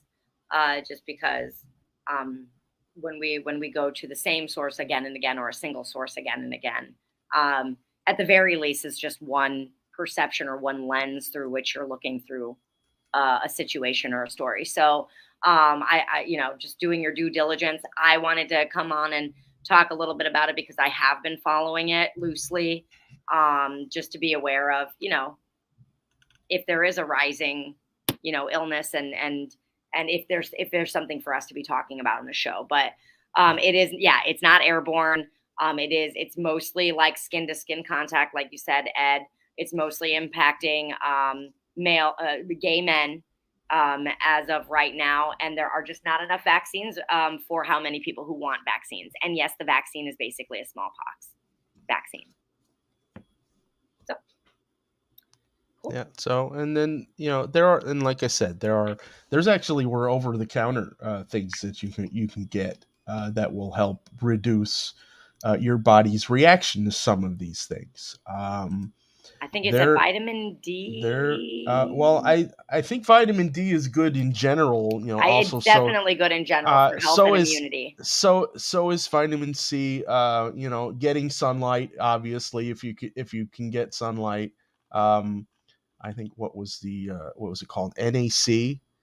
It's NAC. N-acetylcysteine. It was an over-the-counter supplement. You can do your own research on what it might be able to treat or might be able to help as far as boosting your immune system or your immune response. But these are things that a lot of those drug companies and a lot of those news sources are not going to tell you, because there's no money in it for them to tell you about them, which in my opinion is a dereliction of duty. If you're a mainstream news source and you have information that can help the public, and you're not sharing it because your sponsor doesn't want you to share it, that's a problem, isn't it, ladies and gentlemen? Mm-hmm. Yep, it is. Obvious conflict of interest. Absolutely. Okay, cool. I've just been reading everybody's chats over here. I love you guys. You guys are great. We have time for one more story. I always overload the stories way too heavily for how much time I want to spend on the show. So and 2-hour show. Yeah. Well, yeah. And before we get into that, I just want to say that I have a mysterious suspicion that Malort might actually be a cure for everything, but it's a scary beverage. I mean, if it cured shit, I would drink it. It's not that scary, but I hate it. It's disgusting. Gross. But I still eat mushrooms, and it's awful tasting, Yeah, if it'll get me drunk. I'm a classy broad. What do you want? All right, next up. So we are moving into renters living in buildings managed by Pangea Real Estate are suing the company, alleging rodent infestations, security issues, and insufficient winter heating has gone unaddressed despite repeated complaints. The group of 14 tenants filed a lawsuit Monday seeking class action status against Pangea. It asked for compensation for deceptive and illegal business practices, according to the suit. Pangea is one of the city's largest real estate companies with more than 13,000 apartments between Chicago, Baltimore, and Indianapolis. So real slumlords here. Yeah. The complaint alleges that Pangea knowingly chooses to not fix serious maintenance issues to boost profits, leaving tenants to deal with rodents, roaches, water damage, mold, and unheated apartments in the winter. The company has had over 5,000 building code violations since 2009. 5,000! According to the data from the city's Department of Buildings that is detailed in the laws. 5,000 in Chicago. This is such a crock of shit. Yeah. The issues are systemic across all Pangea apartments. They choose not to put money into the maintenance that's needed, said Christopher Wilms, one of the attorneys suing on behalf of the tenants. Pangea has long faced allegations of abusive tenant practices, and in the decade before 2019, the company filed over 9,000 eviction cases, according to an investigation by the Chicago Reader. Oh, wow. I know. Willie Bradley's family struggled with insufficient heating and health issues caused by mold over the 8 years he lived in Pangea. Even the coldest weeks of the winter, the apartment's radiator only turned on for 15 minutes at a time. Oh, those we had those scumbags. Cold ass winters, and oh my God, we had record breaking winters over the last decade. That dude, or 7 years, or however long it said. Damn, my apartment was never heated sufficiently. When I was inside my apartment, it felt like being outside, says Bradley. In another story, Kayla Jones first moved to Chicago from out of the state. Pangea moved her into a different apartment unit from the one she initially toured and signed a lease for.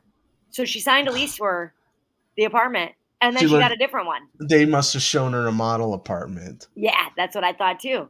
The switch left Jones with a decrepit apartment infested with rodents, the lawsuit states. I was moving from Dallas, so I didn't have any resources, Joan said.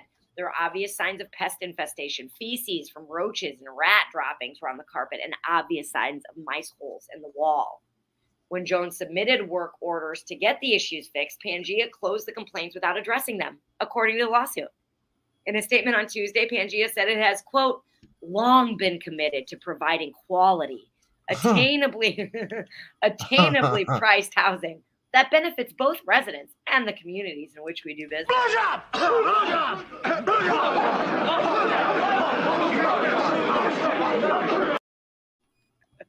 Yes.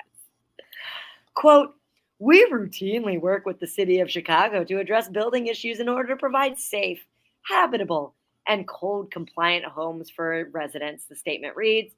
While we take all resident concerns seriously, we strongly deny the allegations made in the complaint, which run counter to the high service standards that have allowed us to become one of the largest providers in the workforce housing. Yeah, see, you know what this is? This is basically the preliminary version of what the World Economic Forum wants for everybody. They want everybody to be renters in the most basic garbage apartments, and they want you to shut up and be happy. Yep. And they'll evict you from their shitty apartment. That's where the world has come from. They're like, hey, have this apartment that'll get you sick, and then we're going to toss you out of it the moment that we have the opportunity to do it. Pangea is a pretentious name. Can I read the last part as a slumlord? Yeah, go for it. Yeah. While we take all resident concerns seriously, we strongly deny the allegations made in the complaint, which run counter to the high service standards that have allowed us to become one of the largest providers of workforce housing in Chicago. Yep. Said like a true slumlord. Thank you. These jerks. So anyway, you can actually jump on to this lawsuit. Tenants living at Pangea buildings who have faced similar issues can possibly join the lawsuit. Here are the law firms representing the renters. Fager, Drinker, Biddle, and Reith. That's kind of funny. I got to put that into the get a kick out of these names. So there's that one. And then there's Hughes, so-called Piers, Resnick, and Dim. Jesus Christ, could they have harder fucking names? Oh, thank you, Ed. And the Legal Aid Society. That one's easy. The Legal Aid Society of Metropolitan Family Services. Are in the Pangea housing and want to be a part of this lawsuit. I say happen because I think there's a good case here. So I wouldn't stand for it. I wouldn't take it anymore. This is crazy. I mean, if I were like, if I were the attorney general of a state that's letting this company do business, I'd be going after them like crazy. Absolutely. And then Ethan says the redistribution of land is always a part of any revolution. Landlords are as barbaric as they were in the Dark Ages. Ethan, I'm so glad you're here, by the way. It's so great to see your name on the screen. All right. Well, I think that's where we're going to wrap up tonight's show, you guys. There were more stories. There are a couple more stories. Just so you know, I'll give you the headlines. That Lightfoot is being called to release a full probe on a botched smokestack in Little Italy. That was kind of a big deal. And they got all kinds of warnings. Yeah. They got all kinds of warnings. Nobody fucking did shit. Yep. They were supposed to hose down a bunch of stuff, and they never did that, and then did the implosion anyway, and then like bunch of clouds and stuff and pollution. It's bad for health. It went everywhere. It went everywhere. It was very, very impactful on the surrounding community. Not a good idea. Lots of fines doled out, but nobody necessarily really got nobody actually is dealing with real consequences to it, as we usually see. And then Cubs are being sued by the DOJ for discriminating against those with wheelchairs. So that is something to watch.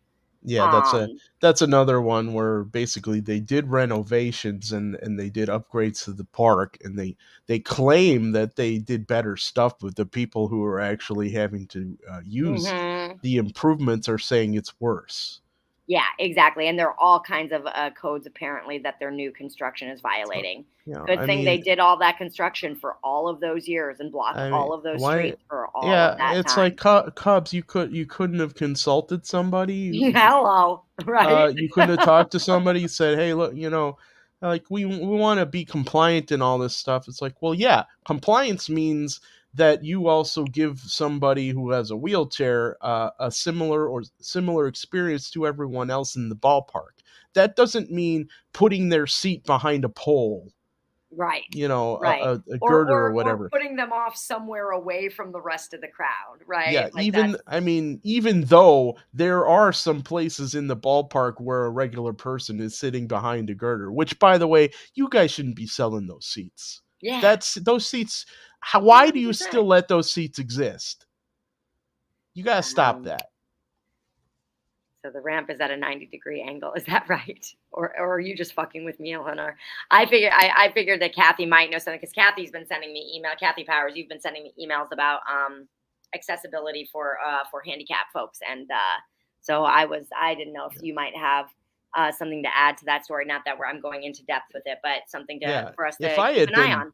Yeah, if I had been able to actually afford tickets to go to a ball game this year, I probably could have added more to the story to actually let you guys know what the situation is in person there. But I'm just gonna have to go by what they're telling us in the stories, because we got people who are noticing. It's like, guys, what are you doing here? It's like you got all these special club sections. Every one of them needs to be accessible. You gotta follow the ADA on this, and you can't just give them lip service like politicians do when you say you're gonna do something, because they're gonna check. Yeah, absolutely. Come on, and especially when it's like actual code, right? It's like, well, you should have expected that. And I mean, the Cubs organization probably filthy rich. So I'm guessing that they wouldn't have a hard time finding a consultant. They're not hurting for funds at the end of the week there. They're not scraping pennies to try and be able to afford one of those beers those $10 beers they sell at the ballpark. Or are they 12 now? I forget. I haven't bought a beer at a ballpark in so long, I wouldn't even know. And then Eleanor says, Kira, assume I'm always fucking with you. That's usually my assumption. All right. Awesome. Great show tonight, Ed. Thanks for coming on here and co-hosting with me. I know that we don't have our usual crew with us tonight, but I think we took the show by storm. I held it together pretty well. I was kind of glad with the functionality of our production system that let me put a photo of our guest up there when his camera crapped out on us. So that's a new one for me. Maybe I'll be able to use that for future interviews. Yeah, and I think what I need to do, I like how we're having a meeting at the end of the show, little inside baseball for you guys. It's good to encourage these people, Maybe you want to do a live stream. You could get your own channel. You could, you could live stream yourself making a deep dish pizza. Send us a video link. That'd be pretty cool. Absolutely. I think that I'm just going to get a really long wire to connect my router to my computer. Yeah, I was saying, what's your router downstairs and you're upstairs in the crow's nest? No, it's just across the front room and the dining room. So it's from the front of the house to the back of the house, basically. Yeah, Kira lives in a mansion. I live in an amazing house, you guys. Yeah. And I totally mean that. And I don't mean to brag, but I fucking love my house, okay? Love it. I'm kidding. It's not really a mansion. It's not a mansion, but I would never live in a mansion because that is too much to clean. Okay. But yeah, definitely. I don't have a cleaner. Yeah, if you run a tape measure, figure out how long it is. I might actually have a cable over here I can lend to you. Okay. Yeah, I'll take a look, because if I could just stop dropping off the stream, that would solve most of the stress of the stream. So Speaking of the stress of the stream, everybody, I want to do, and I mean to be doing this more during the show, and I'm going to get better at it. But y'all, Jerry and myself and Ed to some extent, Ed, now that you have a job, you do a lot of the stuff after work when you race home to help me create a thumbnail so that we can get the show up in time. But, you know, I know that I prepare this show for anywhere from 5 to 7 hours of the day. I basically don't take clients during the day so that I can do this show, so that I can give you guys the information that you want and need, so I can uplift the voices of activists and people who are doing things in our community. And all we ask is that you share these streams to your social media, encourage your friends to become subscribers to our channel. And then absolutely, if you guys have any spare cash and you want to help us maintain, you know, the show basically and pay for the upkeep of the show and maybe more, but right now we're just hoping for the upkeep of the show. Definitely throw us a little love in the super chat. We would love to take your money. Before we log off, Ed, where can people find you? You can find me on Twitter at RDD Pizza. I have a website that teaches you how to make Chicago styles of pizza at home called realdeepdish.com. And occasionally you can find other things that I am helping 99 Perspectives and Hardlands Media and Chicago Corner with, like merchandise, like this lovely Chicago Corner flavor improving mug. Oh. The mug that improves flavor. Do you have a mug that doesn't improve the flavor of your beverage? Well, what are you doing with that mug when you could have a flavor improving mug like this one? Like this one here. And we have link to the merch shop, the Redbubble merch shop, in the video below. It's not just the Chicago Corner mug. I think we might have some Peg Leg Sullivan chocolate milk hot cocoa mug over there. There might be some T-shirts. We're thinking about making a couple new designs based on some other mythology and lore of the city of Chicago. If you have any ideas or suggestions, you could let us know, and maybe I'll give a stab at a pizza related or Chicago related design we could throw up in the store for you. You never know. But and a piece of this, you know, once we deal with the actual making and sending it out to you, the money, the tiny bit of money that we make will go to support this channel. So thank you very much for your support. Oh, and Kathy says the super chat isn't working. I think it has something to do with our ban. We got banned from something with super chat. There may be I don't know, sometimes the controversial streams get unmonetized or limited monetization. You know, we talked about depressed cops in this episode, so maybe that had something to do with it. Yeah, that would be strange. I feel like I always fuck up. Maybe it's because I dropped too many F-bombs today. Anyway. I don't think there were enough. I need to start dropping more. You're right. I got a quota. Yes! Perfect. And that'll suffice.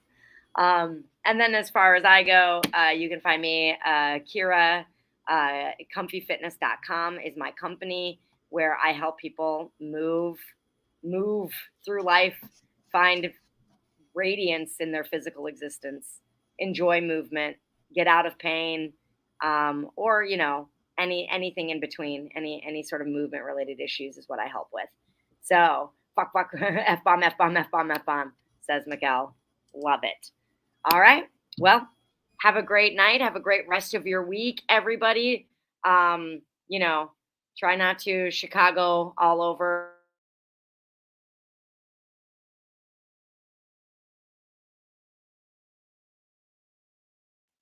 Check us out on Friday where Jerry Vassilatos will take the reins. Peace, everybody. Have a great night.